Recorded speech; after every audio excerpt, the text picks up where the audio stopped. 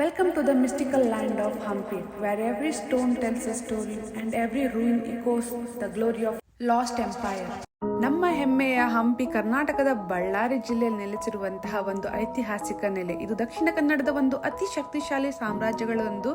ಇಲ್ಲಿನ ಪ್ರತಿಯೊಂದು ಬಂಡೆಯು, ಪ್ರತಿಯೊಂದು ಅವಶೇಷವು ವಿಜಯನಗರದ ವೈಭವವನ್ನು ಪ್ರತಿನಿಧಿಸುತ್ತದೆ. ಕ್ರಿಸ್ತಶಕ 1336ರಲ್ಲಿ ಹರಿಹರ ಮತ್ತು ಬುಕ್ಕರಿಂದ ಸ್ಥಾಪಿತವಾದಂತಹ ಈ ಸಾಮ್ರಾಜ್ಯದಲ್ಲಿ ಬೀದಿ ಬೀದಿಗಳಲ್ಲೂ ವಜ್ರ ಚಿನ್ನಗಳ ಮಾರಾಟ ಆಗ್ತಿದೆ ನಂಬಕ್ಕಾಗತ್ತಾ?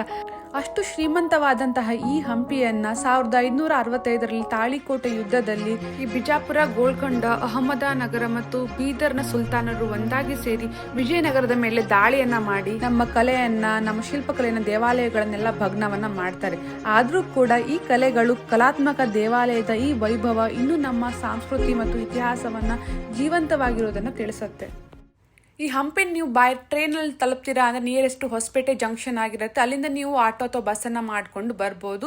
ಬೈ ಏರ್ ಆದ್ರೆ ಹುಬ್ಳಿ ಏರ್ಪೋರ್ಟ್ ನಿಯರ್ ಬೈ ಆಗಿರುತ್ತೆ. ನಾವು ಇವಾಗ ಎಕ್ಸ್ಪ್ಲೋರ್ ಮಾಡ್ತಾ ಇರುವಂತಹ ಈ ಹಂಪಿ ಪ್ಲೇಸ್ ಒಂದು ಹಿಸ್ಟೋರಿಕಲ್ ಪ್ಲೇಸ್ ಅಷ್ಟೇ ಅಲ್ಲ, ಇದು ಮೈಥಾಲಜಿಕಲ್ ಪ್ಲೇಸ್ ಕೂಡ. ಅಂದ್ರೆ ರಾಮಾಯಣದಲ್ಲಿ ಮೆನ್ಷನ್ ಆಗಿರುವಂತಹ ಕಿಷ್ಕಿಂಧ ವಾನರ ರಾಜ್ಯ ಇಂದಿನ ಹಂಪಿ ಅಂತ ನಂಬಲಾಗತ್ತೆ. ಸೊ ಬನ್ನಿ ಇವಾಗ ನಾವು ಎಕ್ಸ್ಪ್ಲೋರ್ ಮಾಡೋದನ್ನ ಸ್ಟಾರ್ಟ್ ಮಾಡೋಣ. ಇವಾಗ ನೀವು ನೋಡ್ತಾ ಇರುವಂತಹ ಈ ವಿಶಾಲವಾದ ಬಂಡೆಗಳು ಮತ್ತೆ ಈ ಮಳಿಗೆಗಳ ತರ ಏನ್ ನೋಡ್ತಾ ಇದ್ದೀರಾ, ಇದನ್ನ ಅಚ್ಯುತರಾಯ ಬಾಜಾರ್ ಅಂತ ಕರೀತಾರೆ. ಸಾಕಷ್ಟು ನೀವು ಪೆವಿಲಿಯನ್ ತರ ಮಾಡಿರೋದನ್ನ ಎರಡು ಕಡೆ ಅಲ್ಲಿ ಇರೋದನ್ನ ನೋಡ್ಬೋದು ಮಳಿಗೆಗಳು. ಸೊ ಆಪೋಸಿಟ್ ಸೈಡ್ ಅಲ್ಲಿ ವಿರೂಪಾಕ್ಷ ಟೆಂಪಲ್ ನ ಗೋಪುರನ್ನ ಕೂಡ ಗಮನಿಸಿ. ಸೊ ಇಲ್ಲಿ ಸಾಕಷ್ಟು ಚೆನ್ನಾಗಿದೆ. ಈ ಅಚ್ಯುತರಾಯ ಸ್ವಾಮಿ ಟೆಂಪಲ್ ಅನ್ನುವಂಥದ್ದು ಡೆಡಿಕೇಟ್ ಮಾಡಿದ್ದು ಲಾರ್ಡ್ ವಿಷ್ಣು ದೇವರಿಗೋಸ್ಕರ. ಇದು ಸ್ಥಾಪನೆ ಆಗಿದ್ದು 1534ನೇ ಇಸ್ವಿಯಲ್ಲಿ ಸಕಲ ಕಲಾ ರಾಜ ತಿರುಮಲ ರಾಜನಿಂದ. ಆರ್ಕಿಟೆಕ್ಚರ್ ನ ಗಮನಿಸಿದ್ರೆ ಟಿಪಿಕಲ್ ಆದ ವಿಜಯನಗರದ ಆರ್ಕಿಟೆಕ್ಚರಲ್ ಸ್ಟೈಲ್ ಅನ್ನ ಹೊಂದಿದೆ. ಕಾರ್ಡ್ ಆದ ಪಿಲ್ಲರ್ಸ್ ಗಳನ್ನ, ಸ್ಕಲ್ಪ್ಚರ್ಸ್ ಗಳನ್ನ ಅಂಡ್ ಟವರ್ ಗಳನ್ನ ಕೂಡ ನೋಡಬಹುದು. ಎರಡು ಇಲ್ಲಿ ಮೇನ್ ಟವರ್ ಗಳನ್ನ ನೋಡಬಹುದು, ಅದು ಕೂಡ ಭಗ್ನವಾಗಿರುವಂತಹ ಸ್ಥಿತಿಯಲ್ಲಿ ಇರುವಂತದ್ದು, ಅಂದ್ರೆ ಗೇಟ್ ವೇ ಟವರ್ಗಳು. ಸಾಕಷ್ಟು ಚೆನ್ನಾಗಿರುವಂತಹ ಮಂಟಪಗಳು, ರಂಗಮಂಟಪ, ಗರ್ಭಗುಡಿ ಹಾಗೂ ಕಲ್ಯಾಣ ಮಂಟಪವನ್ನ ಕೂಡ ನೋಡಬಹುದು. ಸಾಕಷ್ಟು ಚೆನ್ನಾಗಿರುವಂತಹ ಫೀಚರ್ಸ್ಗಳು, ಯುನಿಕ್ ಸ್ಕಲ್ಪ್ಚರ್ ಕೆತ್ತನೆಗಳನ್ನ ಕೂಡ ನೀವು ನೋಡಬಹುದು.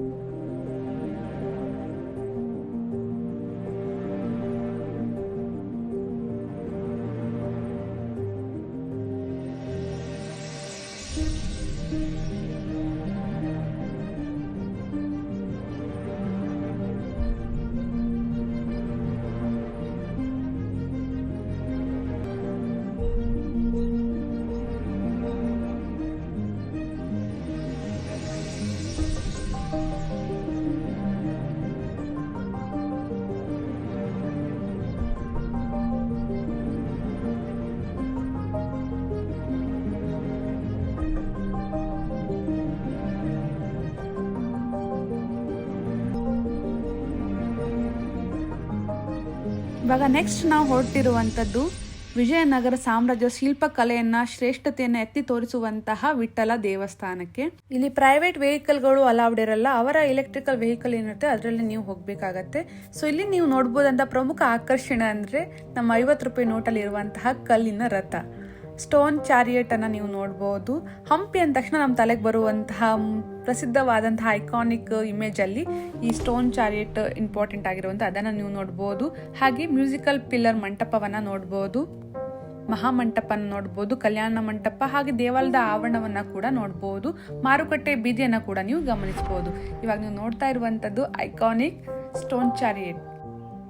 ಇದು ಭಗವಂತ ವಿಷ್ಣುವಿನ ವಾಹನವಾದ ಗರುಡನಿಗೆ ಸಮರ್ಪಿತವಾಗಿರುವಂತಹ ರಥವಾಗಿದ್ದು ಸಂಪೂರ್ಣವಾಗಿ ಕಲ್ಲಿನಿಂದ ಮಾಡಿರುವಂತಹ ರಥವಾಗಿದೆ. ಇದು ಭಾರತದ 3 ಪ್ರಸಿದ್ಧವಾದಂತಹ ಕಲ್ಲಿನ ರಥಗಳಲ್ಲಿ ಒಂದಾಗಿದೆ. ಅದರಲ್ಲಿ ನಾನು 2 ನೋಡಿದ್ದೀನಿ. ಮಹಾಬಲಿಪುರಂ ಅಲ್ಲಿರುವಂತಹ ಪಂಚರಥ, ಹಾಗೆ ಹಂಪಿಲಿರುವಂತಹ ಈ ಸ್ಟೋನ್ ಚಾರಿಯಟ್.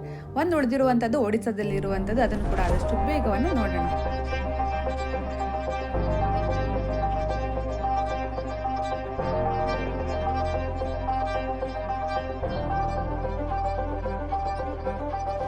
ಮ್ಯೂಸಿಕಲ್ ಪಿಲ್ಲರ್ ಹಾಲ್ ಏನಿದೆ, ಇಲ್ಲಿ ಪ್ರತಿಯೊಂದು ಕಲ್ಲು ಕೂಡ ಸಂಗೀತದ ನಾದವನ್ನ ನುಡಿಸುತ್ತೆ. ಅಂದ್ರೆ 56 ಕಲ್ಲಿನ ಸ್ತಂಭಗಳನ್ನ ಮಾಡಿದರೆ ಅದು ಮುರುಳಿ, ವೀಣೆ, ಮೃದಂಗದ ನಾದವನ್ನ ನೀಡುತ್ತೆ.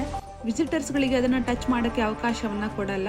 ಇಲ್ಲಿನ ಮಂಟಪಗಳೆಲ್ಲನೂ ಕೂಡ ನೀವು ಸುಂದರವಾದ ಶಿಲ್ಪಗಳಿಂದ ಕೆತ್ತನೆ ಆಗಿರೋದನ್ನು ನೋಡ್ಬೋದು. ನೃತ್ಯಗಾರರ, ಸಂಗೀತಗಾರರ, ದೇವತೆಗಳ ಹಾಗೂ ಯೋಧರ ಜೀವಂತವಾಗಿ ಕಾಣುವಂತಹ ಚಿತ್ರಗಳನ್ನು ಇಲ್ಲಿ ಬಿಂಬಿಸಲಾಗಿದೆ. ಆ್ಯಂಡ್ ರಾಮಾಯಣ, ಮಹಾಭಾರತ ಹಾಗೂ ಕೆಲವೊಂದಿಷ್ಟು ದೃಶ್ಯ ಶಿಲ್ಪಗಳನ್ನು ಕೂಡ ಇಲ್ಲಿ ಕೆತ್ತನೆ ಮಾಡಿರೋದನ್ನು ನೋಡ್ಬೋದು.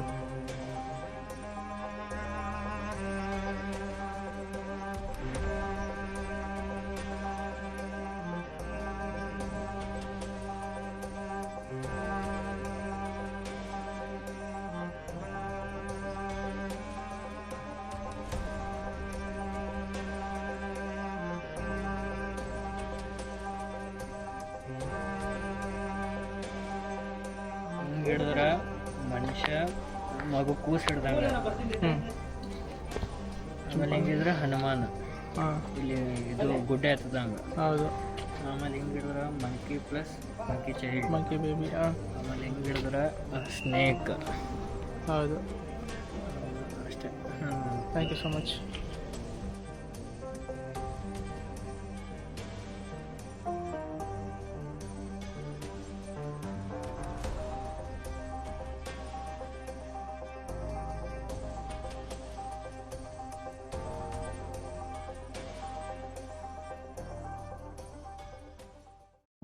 ಈ ವಿಠ್ಠಲ ಟೆಂಪಲ್ನ ಮುಗಿಸಿ ನಾವಿವಾಗ ಮುಂದೆ ಹೊರಟಿದ್ದೀವಿ ನಮ್ಮ ಹಂಪಿಯ ಇನ್ನೊಂದು ಪ್ಲೇಸ್ ಅದನ್ನ ನೋಡೋದಕ್ಕೋಸ್ಕರ. ಸೊ ಇಲ್ಲಿ ಪ್ರತಿಯೊಂದು ನಾವು ಟೆಂಪಲನ್ನು ಏನು ವಿಸಿಟ್ ಮಾಡ್ತಾ ಇದ್ವಿ, ಅಕ್ಕಪಕ್ಕ ಕೂಡ ನೀವು ನೋಡ್ಬೋದು ಸಾಕಷ್ಟು ಶಾಪಿಂಗ್ ಮಳಿಗೆಗಳನ್ನು ಬಜಾರ್ ಥರ ನಡೀತಾ ಇತ್ತು ಅನ್ನೋದಲ್ಲಿ ಕುರುಹುಗಳು ಇರೋದನ್ನು ನೀವು ಗಮನಿಸ್ಬೋದು. ಇಲ್ಲೆಲ್ಲಾನು ಕೂಡ ಓಡಾಡಬೇಕು ಅಂದರೆ ಅವರ ಎಲೆಕ್ಟ್ರಿಕಲ್ ವೆಹಿಕಲನ್ನೇ ನೀವು ಯೂಸ್ ಮಾಡಬೇಕಾಗತ್ತೆ. ತುಂಬ ಕನ್ವಿನಿಯೆಂಟ್ ಕೂಡ ಆಗಿರುತ್ತೆ ಈ ಬಿಸಿಲಲ್ಲಿ. ಆ್ಯಂಡ್ ನೀವು ಕೆಲವೊಂದಿಷ್ಟು ಫ್ರೀ ಮಾರ್ಕೆಟ್ಗಳನ್ನು ಕೂಡ ನೋಡ್ಬೋದು. ಟೆಂಪ್ರವರಿ ಶಾಪ್ಗಳು ಅಥವಾ ಈ ಟೂರಿಸ್ಟ್ ಸ್ಪಾಟ್ಗಳಿಂದ ಅಲ್ಲಿ ಶಾಪಿಂಗ್ ಸ್ಟ್ರೀಟ್ ಕೂಡ ಮಾಡಿದ್ದಾರೆ. ಅಲ್ಲಿ ಕೆಲವೊಂದಿಷ್ಟು ಎಕ್ಸಸರೀಸ್ಗಳನ್ನು ಕೂಡ ಶಾಪಿಂಗನ್ನು ಮಾಡ್ಬೋದು. ಸಾಕಷ್ಟು ಲಕ್ಸುರಿಯಾದ ಹೋಟೆಲ್ಸ್ಗಳನ್ನು, ರೆಸ್ಟೋರೆಂಟ್ಗಳನ್ನು ಇಲ್ಲಿ ಎಕ್ಸ್ಪೆಕ್ಟ್ ಮಾಡಬೇಡಿ. ತುಂಬ ಡಿಸೆಂಟ್ ಆದ ಆ್ಯಂಡ್ ದೇಸಿ ಸ್ಟೈಲಲ್ಲಿ ಇರುವಂತಹ ಊಟದ ವ್ಯವಸ್ಥೆಯೂ ಕೂಡ ನಿಮಗೆ ಎಲ್ಲ ಕಡೆನೂ ಸಿಗುತ್ತೆ. ಫೈನಲಿ ನಾವು ಬಂದಿದ್ದೀವಿ ಕ್ವೀನ್ಸ್ ಬಾತ್ ಅನ್ನ ನೋಡೋಕ್ಕೋಸ್ಕರ. ಇದು ಕೂಡ ಸಾಕಷ್ಟು ರೂಯಿನ್ ಆಗಿರುವಂತಹ ಸ್ಟೇಜ್ ಅಲ್ಲಿ ಇದೆ, ಬಟ್ ಸ್ಟಿಲ್ ತುಂಬಾ ಗಟ್ಟಿಯಾಗಿ ನೆಲೆ ನಿಂತಿದೆ. ಇದನ್ನ ಕೂಡ ಎಕ್ಸ್ಪ್ಲೋರ್ ಮಾಡೋಣ. ಆರ್ಕಿಟೆಕ್ಚರ್ ನೋಡೋದಕ್ಕೆ ಇಂಡೋ ಇಸ್ಲಾಮಿಕ್ ಶೈಲಿಯನ್ನ ಇದ್ದು, ಇಲ್ಲಿ ಐ ಥಿಂಕ್ ಇವಾಗ ಏನು ಖಾಲಿ ನೋಡ್ತಾ ಇದ್ರೆ ಆ ಪ್ಲೇಸ್ ಅಲ್ಲಿ ವಾಟರ್ ಇರ್ತಾ ಇತ್ತು. ಸೊ ಎಲ್ಲ ಕಡೆನೂ ಕೂಡ ಕಿಟಕಿ ಥರ ಮಾಡಿದ್ದಾರೆ. ಅಲ್ಲಿಂದ ಕೂತ್ಕೊಂಡು ಮೇ ಬಿ ಒಂದು ಒಳ್ಳೆಯ ಬಾತಿಂಗ್ ಟೈಮ್ದು ಅದನ್ನು ಎಕ್ಸ್ಪೀರಿಯನ್ಸ್ ಮಾಡ್ತಾ ಇದ್ರು. ಮೇ ಬಿ ಆ ಟೈಮಿನ ಏನು ರಾಜ ಮಹಲಲ್ಲಿರುವಂತಹ ಲೇಡೀಸ್ಗಳು, ರಾಣಿಯರು ಮೇ ಬಿ. ಈ ಕ್ವೀನ್ ಬಾತ್ನ ಸುತ್ತಲೂ ನೀವು ವಾಚ್ ಟವರ್ನ ಕೂಡ ಗಮನಿಸಬಹುದು. ಅಲ್ಲಿ ಟ್ರಾನ್ಸ್ ಗಾರ್ಡ್ಗಳು ಅವ್ರನ್ನ ಗಾರ್ಡನ್ನು ಮಾಡ್ತಿರುವಂತಹ ಇತಿಹಾಸದ ಉಲ್ಲೇಖ ಕೂಡ ಇದೆ. ಸೊ ಅಲ್ಲಿ ನೀವು ದೊಡ್ಡದಾಗಿರುವಂತಹ ಪೆವಿಲಿಯನ್ ಕೂಡ ನೋಡ್ಬೋದು. ಇಲ್ಲಿ ಮೇಲ್ಗಡೆ ಕೂತು ರಾಜರು ಈ ದಸರಾ ಫೆಸ್ಟಿವಲ್ ಏನು ನಡೀತಾ ಇತ್ತು ಅದನ್ನು ಗಮನಿಸ್ತಾ ಇದ್ರು ಅಂತ ಕೂಡ ಇಲ್ಲಿ ಮೆನ್ಷನ್ ಮಾಡಿದ್ದಾರೆ. ಇದನ್ನು ಮಹಾನವಮಿ ದಿಬ್ಬ ಅಂತ ಕೂಡ ಕರೀತಾರೆ. ಇವಾಗ ನೀವು ಏನು ನೋಡ್ತಾ ಇದ್ದೀರಾ, ಇದು ರೂನ್ ಆಗಿರುವಂಥದ್ದು ಮೇಲ್ಗಡೆ ಮಂಟಪ ಥರ ಇರ್ತಾ ಇತ್ತು, ಇವಾಗ ಅದು ಕಾಣಿಸ್ತಾ ಇಲ್ಲ. ಸೊ ಅದನ್ನು ನಾಶಪಡಿಸಲಾಗಿದೆ. ಇವಾಗ ಈ ಥರ ಇದೆ, ಮೊದಲು ಈ ಥರ ಇತ್ತು. ಸೊ ಈ ಥರ ಮಹಾರಾಜರ ಮತ್ತು ಅವರ ಪರಿವಾರದವರು ಮೇಲ್ಗಡೆ ಕೂತು ದಸರಾ ಫೆಸ್ಟಿವಲ್ನ ಏನು ನಡೀತಾ ಇತ್ತು ಅದನ್ನು ಗಮನಿಸ್ತಾ ಇದ್ರು. ಇದು ದೊಡ್ಡ ಮೈದಾನ, ಇವಾಗ ಖಾಲಿ ಇರುವಂಥದ್ದು.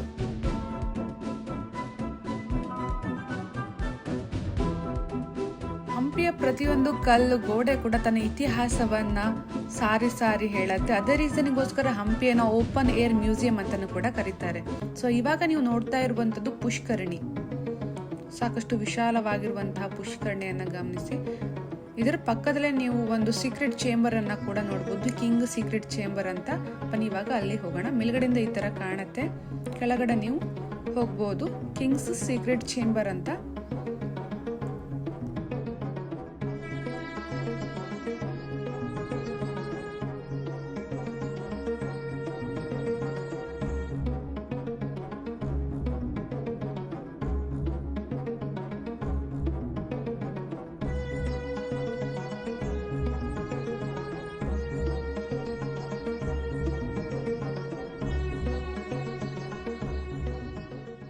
ಫ್ರೆಂಡ್ಸ್, ಇವಾಗ ನೀವು ನೋಡ್ತಾ ಇರುವಂತದ್ದು ಹಜಾರ ರಾಮ ದೇವಾಲಯ. ಇದೊಂದು ಖಾಸಗಿ ದೇವಾಲಯ. 15ನೇ ಶತಮಾನದಲ್ಲಿ ವಿಜಯನಗರದ ರಾಜ ದೇವರಾಯನ 2ನೇ ಅವಧಿಯಲ್ಲಿ ನಿರ್ಮಿತವಾಗಿರುವಂತಹ ದೇವಾಲಯ ಇದು ಇದು ವಿಜಯನಗರ ಶೈಲಿಯ ದ್ರಾವಿಡ ಶಿಲ್ಪಕಲೆ ಹಾಗೂ ವಾಸ್ತುಶಿಲ್ಪದ ಒಂದು ಅದ್ಭುತವಾದ ಉದಾಹರಣೆ ಆಗಿದೆ. ದೇವಾಲಯದ ಗರ್ಭಗುಡಿ, ಮುಖಮಂಟಪ, ರಂಗಮಂಟಪ ಹಾಗೂ ಪ್ರಾಂಗಣ ಕೂಡ ಸಾಕಷ್ಟು ಚೆನ್ನಾಗಿ ಕೆತ್ತನೆ ಕೂಡ ಹೊಂದಿದೆ. ಸೊ ಈ ದೇವಾಲಯದ ಗೋಡೆಯ ಮೇಲೆ ನೀವು ರಾಮಾಯಣದ 100 ದೃಶ್ಯದ ಕೆತ್ತನೆ ಆಗಿರೋದನ್ನ ನೋಡಬಹುದು. ಅದೇ ರೀಸನಿಗೋಸ್ಕರ ಈ ಟೆಂಪಲ್ ಅನ್ನ 1000 ರಾಮರ ದೇವಾಲಯ ಅಂತ ಕರೀತಾರೆ, 1000 ರಾಮ ದೇವಾಲಯ. ಈ ದೇವಾಲಯದ ಹೊರಗೆ ಮತ್ತೆ ಒಳಗಿನ ಗೋಡೆಯಲ್ಲಿ ನೀವು ಮರಿದೆ ನೋಡಬೇಕಾಗಿರುವಂಥದ್ದು ರಾಮಾಯಣದ 640ಕ್ಕೂ ಹೆಚ್ಚು ದೃಶ್ಯ ಶಾಸನ ಶೈಲಿಯಲ್ಲಿ ಕೆತ್ತಲಾಗಿರುವಂತಹ ಶಿಲ್ಪಕಲೆಯನ್ನು ನೀವು ಗಮನಿಸಬಹುದು. ದ್ರಾವಿಡ ಶೈಲಿಯಲ್ಲಿ ಇರುವಂತಹ ಈ ಗರ್ಭಗುಡಿಯು ತುಂಬಾ ಚೆನ್ನಾಗಿದೆ, ಆಧ್ಯಾತ್ಮಿಕ ಹಾಗೂ ಸಾಂಸ್ಕೃತಿಕ ಮಹತ್ವವನ್ನ ಎತ್ತಿ ತೋರಿಸುತ್ತೆ. ಈ ದೇವಾಲಯವನ್ನ ನೋಡಿದ್ರೆ ನೀವು ಜಾಸ್ತಿ ಇದು ಯಾವುದೇ ರೀತಿಯ ದಾಳಿಗೆ ಒಳಗಾಗಿರೋ ತರ ಕಾಣಲ್ಲ, ಯಾಕಂದ್ರೆ ಚೆನ್ನಾಗಿರುವಂತಹ ಸ್ಥಿತಿಯಲ್ಲಿ ಇರುವಂತಹ ಗೋಪುರಗಳನ್ನ ಹಾಗೆ ನೀವು ವಾಸ್ತುಶಿಲ್ಪವನ್ನ ಇಲ್ಲಿ ಗಮನಿಸಬಹುದು. ಇವಾಗ ನೀವು ನೋಡ್ತಾ ಇರುವಂತದ್ದು ಬೇಸ್ಮೆಂಟ್ ಆಫ್ ಕ್ವೀನ್ ಪ್ಯಾಲೇಸ್. ಮೇಲ್ಗಡೆ ಇರುವಂತಹ ಮಂಟಪಗಳು ಹೋಗ್ಬಿಟ್ಟಿದೆ, ಅಂದ್ರೆ ದಾಳಿಗೆ ಒಳಗಾಗಿದೆ. ಸೊ ನೆಕ್ಸ್ಟ್ ನಾವು ನೋಡ್ತಾ ಇರುವಂತದ್ದು ಲೋಟಸ್ ಮಹಲ್. ಇದು ಇಂಡೋ ಇಸ್ಲಾಮಿಕ್ ಆರ್ಕಿಟೆಕ್ಚರ್ ಶೈಲಿಯನ್ನ ಹೊಂದಿದ್ದು ಯಾವುದೇ ರೀತಿಯ ಜಾಸ್ತಿ ದಾಳಿಗೆ ಒಳಗಾಗಿಲ್ಲ, ಸಾಕಷ್ಟು ಒಳ್ಳೆಯ ಸ್ಥಿತಿಯಲ್ಲೇ ನೀವು ಈ ಕಟ್ಟಡವನ್ನ ನೋಡಬಹುದು. 2 ಮಹಡಿಯ ಕಟ್ಟಡ ಇದು. ಕಮಲದ ಹೂವಿನ ಆಕಾರವನ್ನು ಹೊಂದಿರುವುದರಿಂದ ಲೋಟಸ್ ಮಹಲ್ ಅಂತ ಕರೀತಾರೆ. ಅಂಡ್ ಇದನ್ನ ರಾಜ ಮನೆತನದ ರಾಣಿಯರು ಮತ್ತು ಅವರ ಸೇವಿಕೆಯರು ವಿಶ್ರಾಂತಿ ಸ್ಥಳವಾಗಿ ಇದನ್ನ ಮತ್ತೆ ಅವರ ಆಕ್ಟಿವಿಟಿನ ಮಾಡೋದಕ್ಕೆ ಯೂಸ್ ಮಾಡ್ತಾ ಇದ್ದಿದ್ದು. ಅದ್ರ ನಂತರ ನಾವು ನೆಕ್ಸ್ಟ್ ನೋಡಕ್ಕಂತ ಹೋಗ್ತಾ ಇರುವಂತದ್ದು ಅದರ ಪಕ್ಕದಲ್ಲಿ ಇರುವಂತಹ ಎಲಿಫೆಂಟ್ ಸ್ಟೇಬಲ್. 15ನೇ ಶತಮಾನದಲ್ಲಿ ನಿರ್ಮಿತವಾದಂತಹ ಈ ಕಟ್ಟಡ ಕೇವಲ ಆನೆಗಳನ್ನ ರಾಜಭವನದಲ್ಲಿ ಇಟ್ಕೊಳ್ಳುವಂತಹ ಒಂದು ಕಟ್ಟಡ ಅಷ್ಟೇ ಆಗಿರಲಿಲ್ಲ. ಇದೊಂದು living testament to the military strength, discipline and strategic planning of Vijayanagara empire ಕೂಡ ಆಗಿತ್ತು. ಈ ಎಲಿಫೆಂಟ್ ಸ್ಟೇಬಲ್ ನ ಕೆಲವೊಂದಿಷ್ಟು ಭಾಗವನ್ನ ಇವಾಗ ಮ್ಯೂಸಿಯಂ ಆಗಿ ಕೂಡ ಕನ್ವರ್ಟ್ ಅನ್ನ ಮಾಡಿದ್ದಾರೆ. ಇವಾಗ ನೆಕ್ಸ್ಟ್ ನಾವು ಹೋಗ್ತಾ ಇರುವಂತದ್ದು ಅಂಡರ್ ಗ್ರೌಂಡ್ ಶಿವ ಟೆಂಪಲ್ಗೆ. ಇದನ್ನ ಪ್ರಸನ್ನ ವಿರೂಪಾಕ್ಷ ಟೆಂಪಲ್ ಅಂತಾನು ಕೂಡ ಕರೀತಾರೆ. ಸಾಕಷ್ಟು ಚೆನ್ನಾಗಿದೆ. ಇಲ್ಲಿ ನಂದಿಯನ್ನು ಕೂಡ ನೀವು ನೋಡಬಹುದು.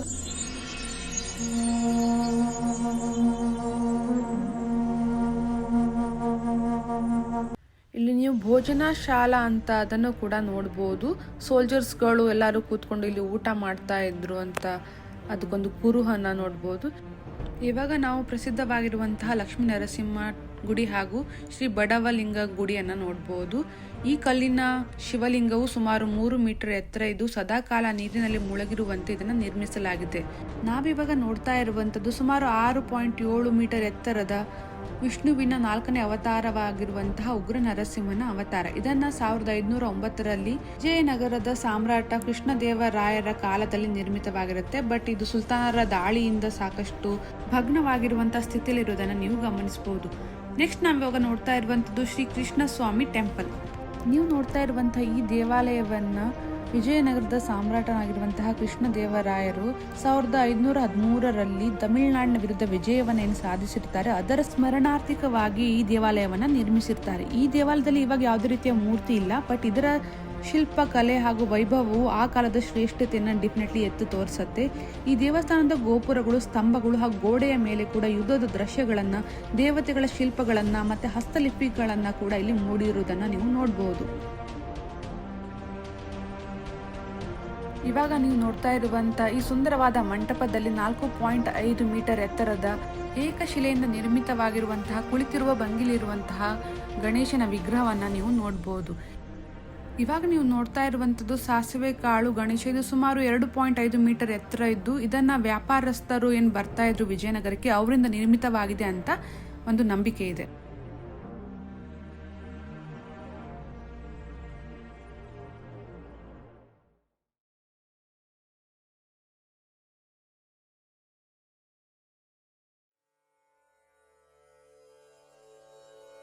ಫೈನಲಿ ನಾವು ವಿಸಿಟ್ ಮಾಡ್ತಾ ಇರುವಂತದ್ದು ವಿಜಯನಗರ ರಾಜವಂಶದ ಕುಲದೈವವಾದ ವಿರೂಪಾಕ್ಷ ಟೆಂಪಲ್ಗೆ. ಇಲ್ಲಿ ಶಿವನನ್ನು ನೀವು ಲಿಂಗದ ರೂಪದಲ್ಲಿ ನೋಡಬಹುದು. 7ನೇ ಶತಮಾನದಿಂದನೂ ಕೂಡ ಈ ದೇವಾಲಯ ಇದು ವಿಜಯನಗರದ ಕಾಲದಲ್ಲಿ ಸಾಕಷ್ಟು ಅಭಿವೃದ್ಧಿಯನ್ನು ಹೊಂದಿದೆ. ಇಲ್ಲಿನ ದೇವಸ್ಥಾನದ ರಾಯ ಗೋಪುರ ಅಥವಾ ಪ್ರವೇಶ ಗೋಪುರ ಏನಿದೆ ಅದು ಸುಮಾರು 52 ಮೀಟರ್ ಅಷ್ಟು ಎತ್ತರವಾಗಿದೆ. ಈ ಟೆಂಪಲ್ ನೀವು ವಿಸಿಟ್ ಮಾಡಬೇಕು ಅಂತ ಅನ್ಕೊಂತಾ ಇದ್ರೆ ಮಾರ್ನಿಂಗ್ 6 ಗಂಟೆಯಿಂದ ಮಧ್ಯಾಹ್ನ 1 ಗಂಟೆ ಒಳಗಡೆ ನೀವು ವಿಸಿಟ್ ಅನ್ನ ಮಾಡಿ, ಆಮೇಲೆ ಈವ್ನಿಂಗ್ 5 ಗಂಟೆಯಿಂದ 9 ಗಂಟೆ ಒಳಗೆ ನೀವು ಈ ಟೆಂಪಲ್ ಅನ್ನ ವಿಸಿಟ್ ಅನ್ನ ಮಾಡಬಹುದು. ಸೊ ಇಲ್ಲಿ ನೀವು ಲಕ್ಷ್ಮಿ ಅನ್ನುವಂತಹ ಒಂದು ಆನೆಯನ್ನ ಕೂಡ ಇಲ್ಲಿ ನೋಡಬಹುದು. ಈ ಟೆಂಪಲ್ ಸಾಕಷ್ಟು ವಿಶೇಷವಾಗಿದೆ. ಒಳಗಡೆ ಕೂಡ ಸುಂದರವಾದ ಚಿತ್ರಕಲೆ ಹಾಗೂ ಸ್ತಂಭ ಶಿಲ್ಪಗಳನ್ನ ಕೂಡ ನೋಡಬಹುದು. ಇವನ್ ಸೀಲಿಂಗ್ ಅಲ್ಲೂ ಕೂಡ ಸಾಕಷ್ಟು ಕೆತ್ತನೆಯನ್ನ ಮಾಡಿರುವುದನ್ನು ನೀವು ಗಮನಿಸಬಹುದು.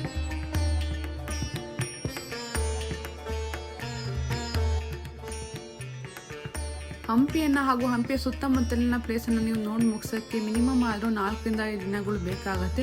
ಇಲ್ಲ ನೀವು 1 ಡೇ ಅಥವಾ 2 ಡೇಸಲ್ಲಿ ಬಂದು ನೋಡಿ ಹೋಗ್ತೀರಾ ಅಂದರೂ ಕೂಡ ಮೇನ್ ಆಗಿರುವಂಥ ಹಂಪಿ ವಿಜಯನಗರ ಸಾಮ್ರಾಜ್ಯ ಏನಿದೆ ಅದನ್ನು ನೀವು ಕಂಪ್ಲೀಟ್ ಮಾಡ್ಕೊಂಡು ಹೋಗ್ಬೋದು.